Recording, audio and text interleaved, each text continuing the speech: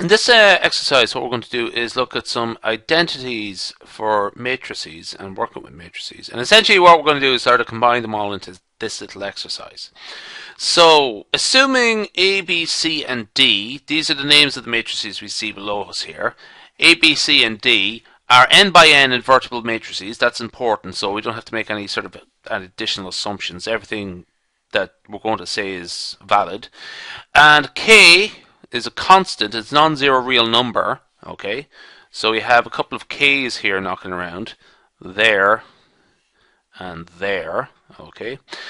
Simplify the following expression here. So what we have here is a long sort of chain of matrix multiplications and inversions and so forth. So it just should be all in shot there. What I'm going to do, so this is one big long expression here. Okay, and what we have to do is simplify this as much as we can. Now, what I'm going to do here is I'm going to sort of break it up into chunks. Okay, I'm going to call this is the first part, the second part, the third part, and the fourth part. And we're going to sort of look through each of them individually. Now, the first thing I'm not actually going to start on part one. I'm going to actually, because there's nothing really we can do with this one yet. So I'm actually going to look at the second one, the second of our chunks. Okay, so just very importantly, we have, actually, sorry, I think I got a little typo in it. I do actually, so I've slightly changed what I'm about. Why I was going to do that. So the -1 is actually outside the bracket. Okay, so that was a little typo on my part. That's quite important. In fact, just as a quick remark, the -1 is outside the bracket in each case. Okay, so what we have to do is treat everything inside that bracket as a single matrix. Okay, so we have to treat that as a single matrix, this is a single matrix, and this is a single matrix, okay, for the time being, okay. So, the first thing, we're going to look at this one here first off. I'm going to use I'm going to use P as this generic n by n invertible, just a sort of, it's a placeholder notation that can essentially P, A, B, C, and D, all the rules, it's just a sort of placeholder term for those, that P can mean any of those, okay, n by n matrix. So I'm going to use P, and also probably Q if I need to as well. Actually, I'll use Q as well. Okay, so what I'm going to do is look at a rule, and I don't really need Q yet, so essentially what I'm going to do is look at number 2 there, chunk 2, component 2, and what I'm going to say is this. So this is one of the theorems. I'll write it down here in blue. K times P to the -1 is equal to 1 over K times P to the -1. Okay, so K is inside that matrix and is part of that inversion. Now both of them have been separated. Okay. We have 1 over K, it's a constant term times P minus 1. And what this is, constant term, can be just treated as any constant term now. It can be brought to the front of the left-hand side of the overall expression. Okay, so essentially we can just, essentially what I mean by that is if we have 6A times 4B times 1/3 C, we can take out the 6, 4, and 1/3 and then just work on the matrices. Okay, so you get something like 8 ABC. Okay, essentially what you can do is collect up all the constant terms and just leave them to one side, up at the front, up at the left hand side, and then worry about them at the end. So far so good. What does that mean for us right now with regard to this second component? Means, well, just replace P for the D there. Okay, so K times D to the -1 is 1 over K times D to the -1. Okay, so I'm going to sort of leave that there for the time being, and I'm going to look at the third component here. And we have 1 over K times 1 over K times C times a to the -1, and we're treating that as one matrix that we are inverting. Okay, so we're treating that as one matrix that we are inverting. So what we're going to do here is we're going to sort of have, we have two matrices here. So I'm going to sort of treat, I'm going to sort of keep I'm going to associate the 1 over k with C, and I'm going to have the other one as A minus 1. So I'm going to treat both of them as two separate matrices. And we're interested in the product of those matrices, and we get the inversion of that product. Now, this is another very important theorem. So this is the first important theorem we had to look at here. This one here. Okay. Now, another one we're going to have a look at is this one here. So, again, I have two matrices here, P and Q. Okay. We are interested in the product of them, P times Q, and the inverse of that product. Okay. So, essentially, the inverse of P times Q can be written as the inverse of Q times the inverse of P. Okay. And just as another remark, this is just sort of useful here. The inverse of an inverse is just the inverse of an inverse of P is just P. Okay, so this is the third chunk here. Okay, so what we have here, and I'm associating the 1 over k with C specifically for the time being. Okay, C over k times a to the minus 1. Using that first identity that we see at the top, I take the second matrix and get the inverse of that. Okay. So here, a to the minus q is our a to the minus 1 is the q matrix. So get the inverse of that. Okay. Now, because it's the inverse of an inverse, we can now immediately replace that a to the minus 1 to the a to the minus 1 to the minus 1, the inverse of the inverse, with a. Okay. C over k. This is using the rule we've just learned there previously when I looked at the second component. This can be written as k times c to the minus 1. Okay. Now a and minus c and the k term are completely on their own. They're not part of any bracketing operation. Okay.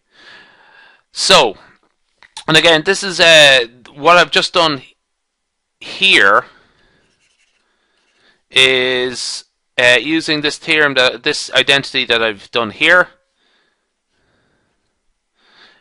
Just in this instance, our k term is actually 1 over k, and when we invert 1 over k, we get k. Okay.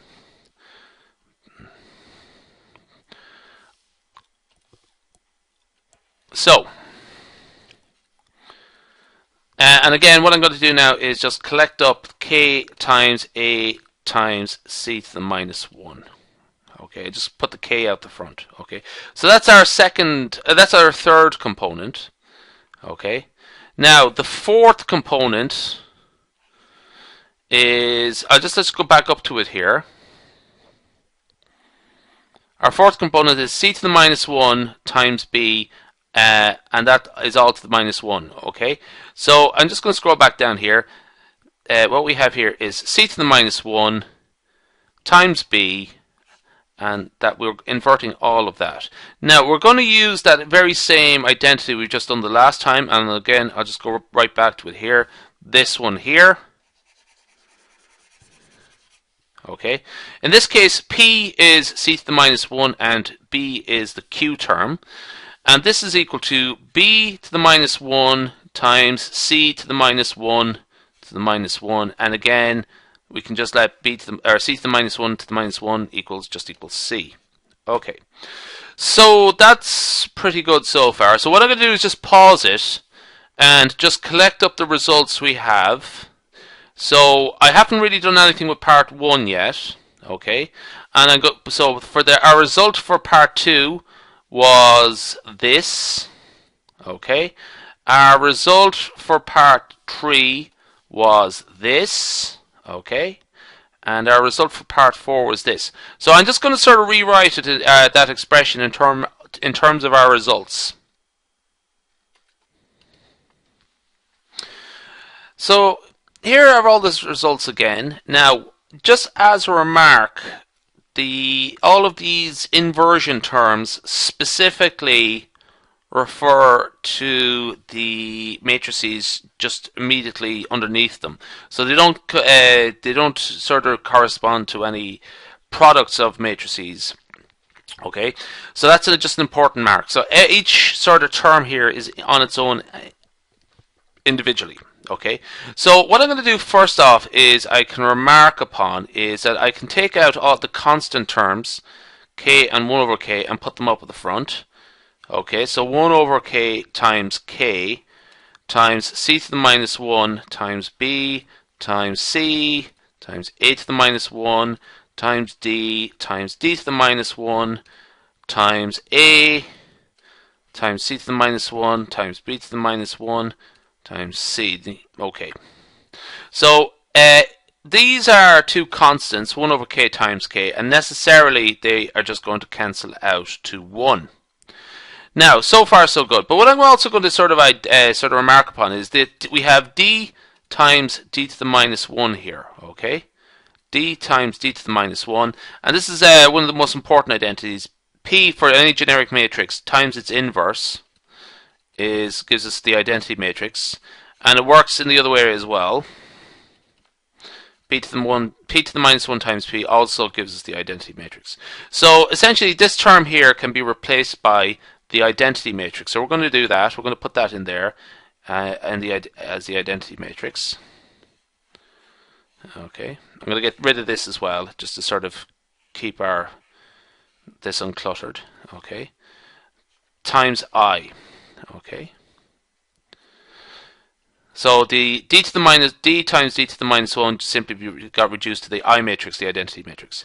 Now, another important matter: I times P is equal to the P, and otherwise P times I, where P is some generic matrix, times the identity matrix, will also give us P. Okay, so why that is relevant here is, well, I'll just pick out this one. It didn't necessarily have to be any. I could have picked the a to the minus 1 times a as well, but I times a, that can actually just simply be reduced to a.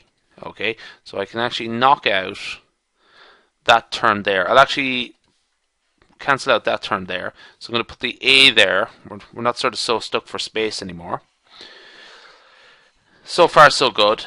Okay, now you might notice that I have a to the minus 1 times a, and again that is the identity matrix. Okay, so we can cancel that out. I'm just going to sort of rewrite it underneath here in blue. C to the minus 1 times b times c times the identity matrix that we just got there, times c to the minus 1 times b to the minus 1 times c. Now you probably see the way this is going here. If we have the identity matrix, c times the identity matrix, that can be just reduced to c. Okay, and I'm going to replace that there with c. Okay, and c times c to the minus 1, that essentially that will give us the identity matrix there again. So let's just rewrite it just to sort of keep track of what we're doing every so often. Okay, now b times the identity matrix just cancels out to b. Oops, do red pen there.